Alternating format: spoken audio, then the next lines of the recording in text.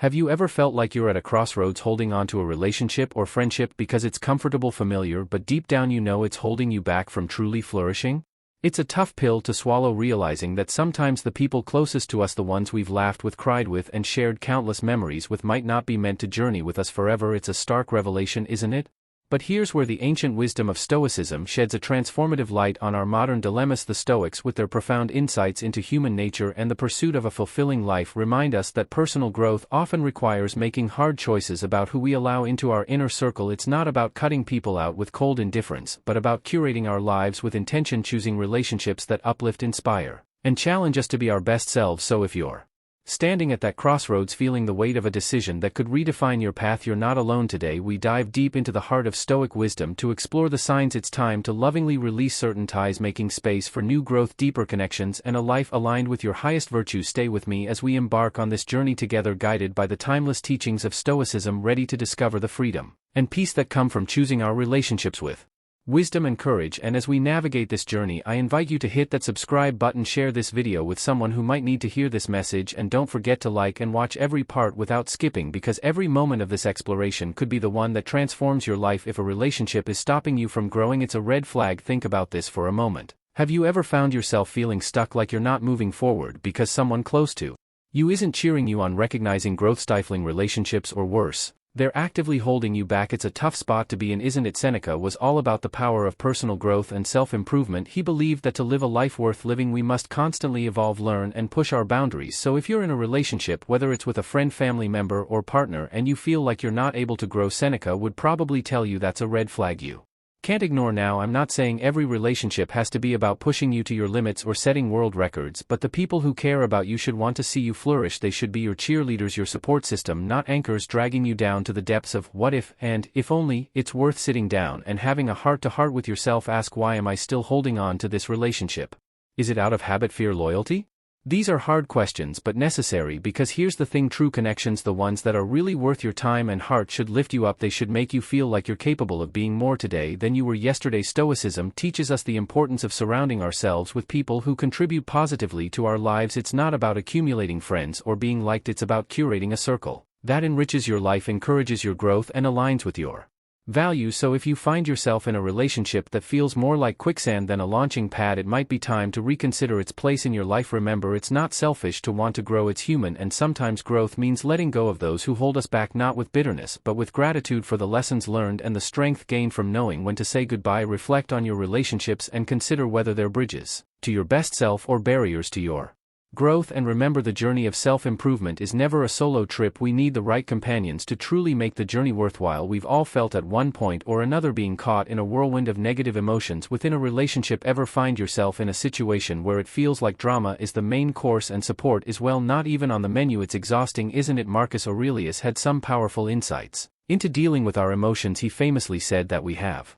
control over our minds, not over external events, and realizing this is where our true power lies. This is a game changer when you apply it to relationships filled with jealousy, anger, or any other negative emotion that seems to dominate the landscape. Think about it: if your relationship feels more like a battleground than a safe haven, it's a signal loud and clear that something's gotta give. These emotions, while part of the human experience, shouldn't be the foundation or the defining traits of any relationship that's meant to last and bring you peace. Now, I'm not suggesting that we can or should aim to live without ever feeling angry or jealous. That would be like trying to breathe without air. But what Marcus Aurelius teaches us is that we're in the driver's seat when it comes to our reactions to these emotions. If jealousy arises because a friend seems to be moving forward in life while you feel stuck, or if anger bubbles up every time a certain someone undermines you, remember, you control your reaction. You can choose not to let these emotions dictate the terms of your relationship. But what does that look like in practice? It starts with awareness, recognizing when you're feeling these emotions and asking yourself, why am I feeling this way? What can I learn from this? How can I respond in a manner that aligns with the person I aspire to be? These aren't easy questions, but they are essential ones, and sometimes the healthiest reaction is to create distance or make a change. It's not about running away from problems, but acknowledging that if